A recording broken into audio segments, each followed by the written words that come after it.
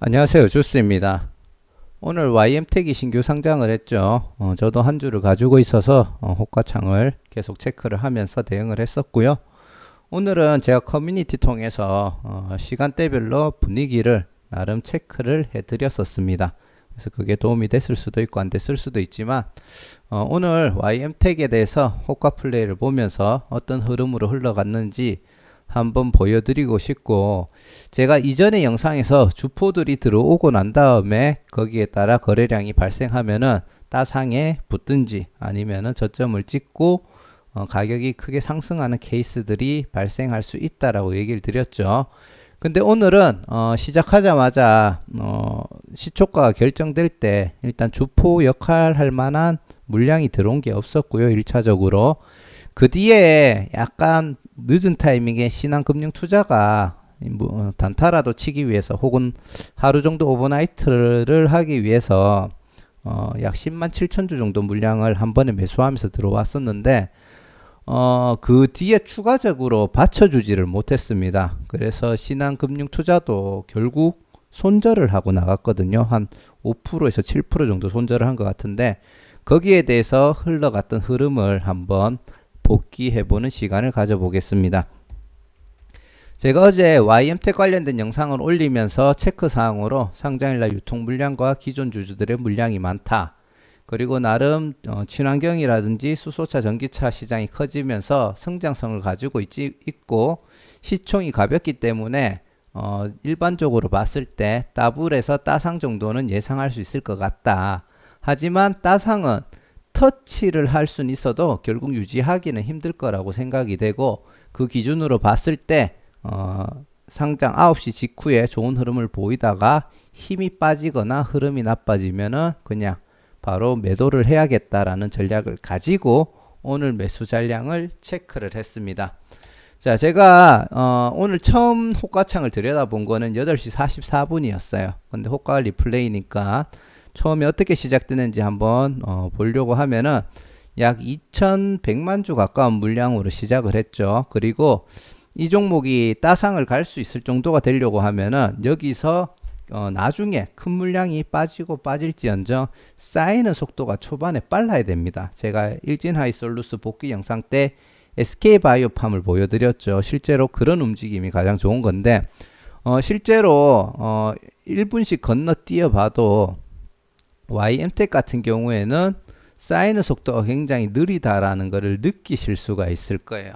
제가 그래서 44분에도 오늘 체크해드린 커뮤니티 글이거든요.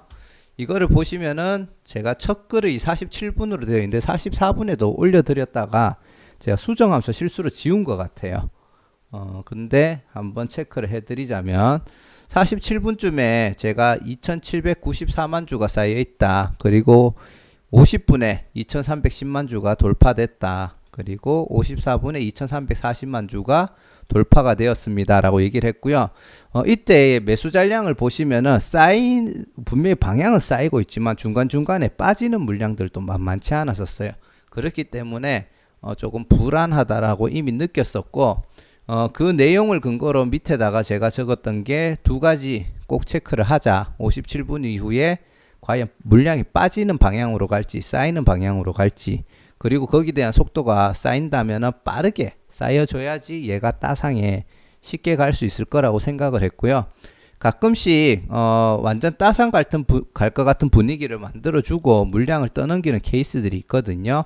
그래서 더블에 상승 VI가 걸리고 난 다음에 보통 상한가 가격에 매수 잔량이 대량으로 쌓이면은 그 이제 VI가 풀리면서 이제 따상이 완성이 되는데, 이때 갑자기 크게 쌓여있던 물량이 대량 취소가 발생하는 케이스들이 있습니다. 그런 경우에 물량을 순식간에 떠넘기고 빠져나갈 수 있기 때문에 대량 취소되는 물량들이 발생하는지를 잘 체크하는 게 중요할 것 같다라고 이야기를 드렸고요. 그리고 8시 57분부터가 제가 늘 중요하다라고 얘기를 드리잖아요. 근데 59분에 올렸는 글 보면은 2478만 주고 57분부터도 거의 변동성이 없네요. 그렇기 때문에 따상에 붙더라도 강하게 붙을 것 같지는 않습니다. 그리고 안 붙을 수도 있다라는 의미를 내포를 했었고요. 실제로 제가 얘기 드리는 대로 따상에 매수 잔량이 약 200만 주 이상 쌓이긴 했었지만 급하게 풀리면서 실제로 더블 가격인 56,000원까지 떨어졌다가 다시 65,000원까지 말아 올리면서 따상이 65,000원에서 풀리면서 이제 주가가 움직이기 시작을 했었고요. 거기에 대해서 한번 다시 화면을 통해서 보여드리도록 하겠습니다. 자, 지금 1분씩 넘어가고 있는데 확실히 쌓이는 속도가 느리죠. 그리고 57분이 딱 되었는데 이때도 보시면은 한 30초 정도 후로 보겠습니다. 이때 이 시점 되어서 정말 강하게 따상이 붙는다라고 하면은 지금 2배속으로 보고 있는데도 변동성이 별로 안 느껴집니다. 실제로는 정상 속도 1배속으로 보더라도 앞에 숫자는 휙휙휙휙 바뀌면서 뒤에 있는 숫자가 4, 5, 6 뭐 이런 식으로 이제 누적이 되는 게 일반적인 패턴이거든요. 따상이 갈 수 있는 종목들은. 근데 여기서도 쌓이는 속도가 굉장히 느리기 때문에 실제로 따상까지는 힘들 거라는 생각을 했었고요.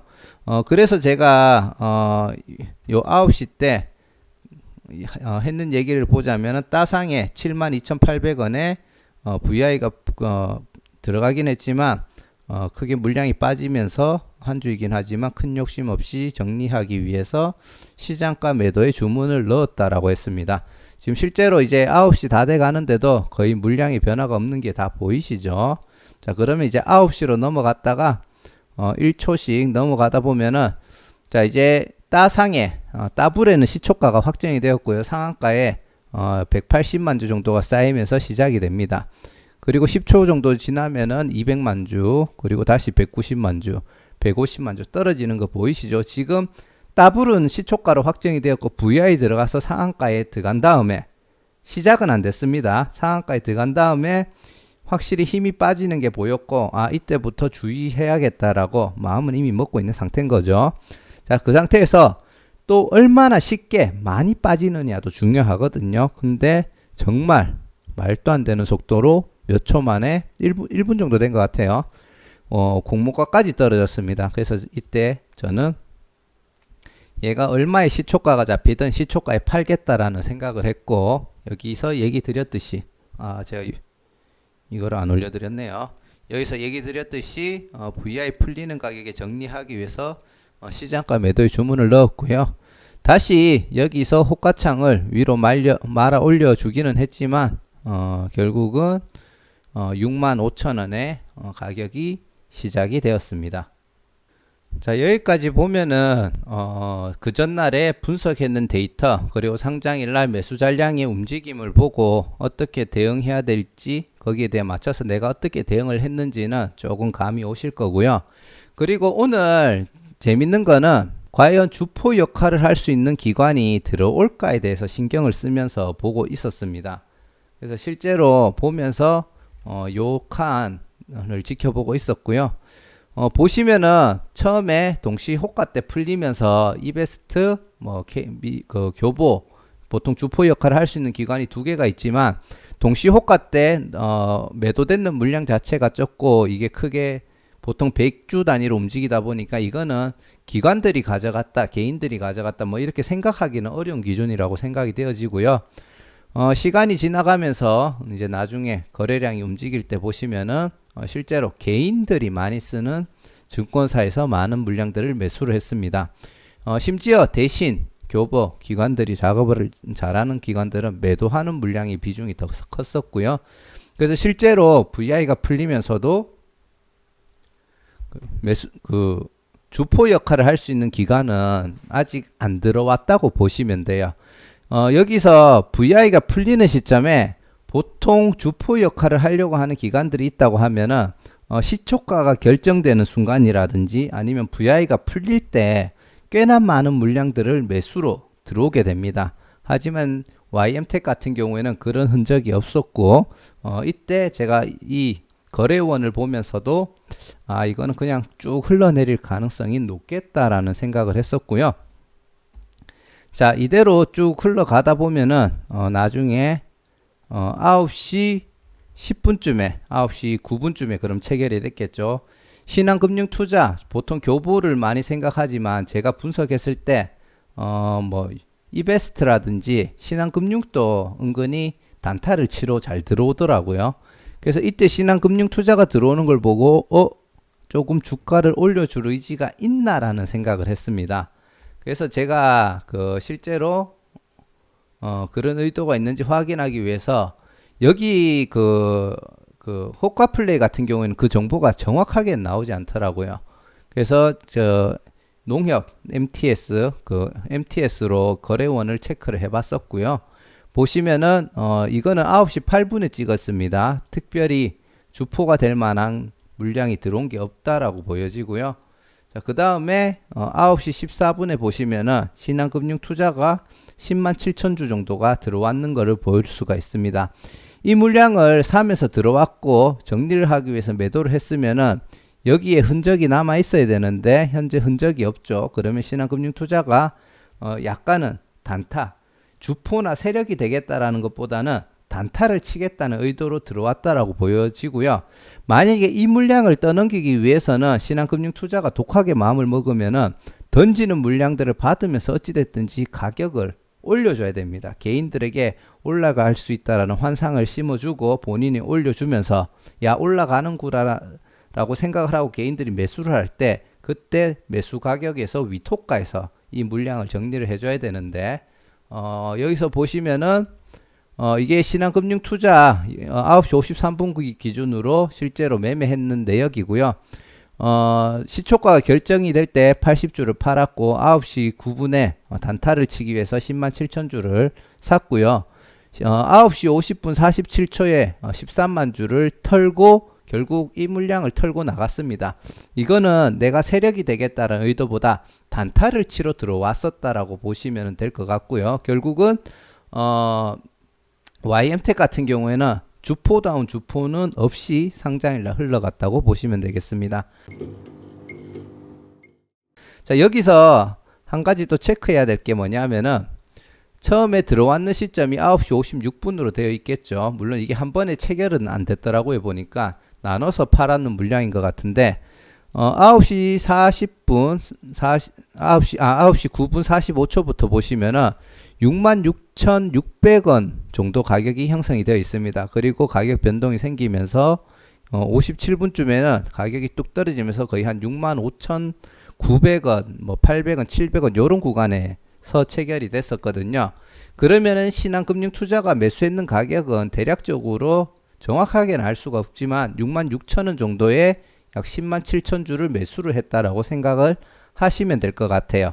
아까 얘기 드렸듯이 지금부터 나오는 물량들을 개미 털기 하는 목적으로 살짝 떨고서 밑에서 더 받아가지고 위로 올릴 수는 있겠지만 이거를 못 올리게 되면은 결국은 신한금융 투자도 실패를 하게 된다고 보시면 돼요. 자, 그래서 9시 50분쯤으로 넘어가 보면은 결국 털고 나가는 시간이 9시 50분 47초거든요. 보시면은 자 30초부터 보시면은 지금 가격이 62,300원이죠. 제가 아까 전에 평균적으로 한 66,000원 정도에 산 것 같다. 근데 지금은 잘 잡아도 62,500원 정도에 지금 정리를 하고 있거든요. 자, 이 말은 뭐냐 하면은 신한금융투자는 자기들이 단타 치러 들어오고 어느 정도 누군가가 주포 역할을 하면서 가격을 올려주길 기다렸지만 결국 그런 역할을 해주는 주체가 없으면서 단타에 실패를 했고 실제로 계산해보니까 한 1, 2억 정도 손해를 본 것 같아요. 한 5%에서 7% 정도 그 정도 손해를 봤다라고 생각이 됩니다. 자, 그리고 여기서 한 가지 더 이야기 드리고 싶은 게 사실 YM텍은 신한금융투자 이후로 그럴싸한 물량을 매수하는 세력이 안 들어왔었습니다. 근데 제가 얘기 드리는 거는 키움, 미래, KB, 농협, 삼성 그리고 추가로 한국까지 이 종목에서도 기관들이 매수를 한다든지 이 증권사에서도 세력들이 일반 세력들이 들어오기도 합니다. 근데 이 증권사들은 들어와도 이게 그냥 개인들의 매수세가 몰린 건지 주포들이 들어왔는 건지는 알 수가 없어요. 하지만 지금 요 구간에서 바닥을 다지고 있고 저점을 살짝 올리고 있으면서 실제로 요 물량 늘어나는 걸 보시면 좋을 것 같습니다. 5분씩 넘기고 있는데 100만 주가 넘어가면서 갑자기 110만 주 5분 만에 그 122만 주, 12만 주가 한 번에 늘었죠. 5분 만에. 그리고 또 12만 주가 5분 만에 늘어납니다. 그리고 잠깐 주춤하다가 다시 약 12만 주 정도가 늘면서 156만 주 주춤하다가 그 다음에 171만 주. 자, 이때 이렇게 이제 물량을 올려주는데 주체가 되는 증권사가 키움증권이에요. 근데 키움증권은 모르겠습니다. 진짜 아직 이제 내공이 굉장히 크고 키움증권이라고 하더라도 들어오는 패턴을 보면서 이거는 세력이구나 하고 딱 판단할 수 있는 사람들이 있을 수도 있겠지만 저는 모르겠더라고요. 그래서 이거를 끌어올린 거는 결국 기관이라기보다는 제가 생각했을 때는 개인 중에 돈 많은 개인이나 그런 세력들이 아닌가라고 추측을 하고 있고요. 키움증권으로 되어 있다 보니까 빠져나가도 티가 안 나요. 그래서 언제 이런 물량들이 빠져나가는지, 왜냐하면은 키움증권에서 많이 샀는 만큼 많이 팔고 있기 때문에 티가 잘 안 나기 때문에 조금 지켜봐야 될 것 같고요. 자, 그러더니 결국은 시간이 지나면서 주가가 쭉 이제 좀 횡보해주면서 조금 제가 요 구간에서 이제 바닥 따지고 여기서 잘하면은 상한가에 붙인다면은 여기서 그 타이밍이 나올 수도 있겠다라고 생각을 하고 좀 지켜봤었거든요. 근데 결국은 시도를 하다가 실패를 하니까 실망 매물이 나오면서 쭉 가격이 흘러내리면서 오늘 장이 마쳤습니다. 그리고 한 가지 더 말씀드릴 것은 나중에 이거는 각자 MTS 통해서 한번 보시면 되는데 정확하게 계산은 못 해봤습니다. 기존 주주들의 물량이 170만 주가 조금 넘었었어요. 171만?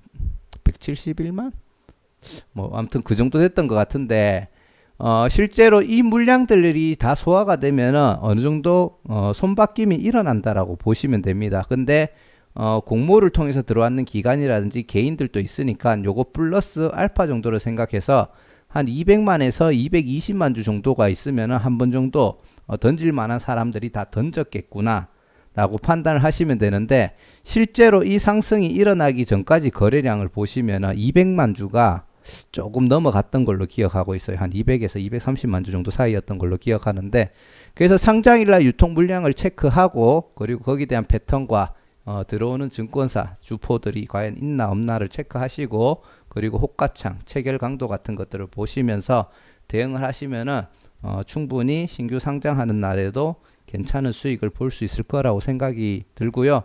강심장을 가지고 이런 구간에서 매수를 하시더라도 얘가 결과적으로는 요 구간에서 올라갔지만 떨어질 수도 있습니다. 아까 쉽게 말해서 제가 얘기 드렸던 요 구간, 예를 들어 제가 그때 3분봉으로 보고 있었거든요.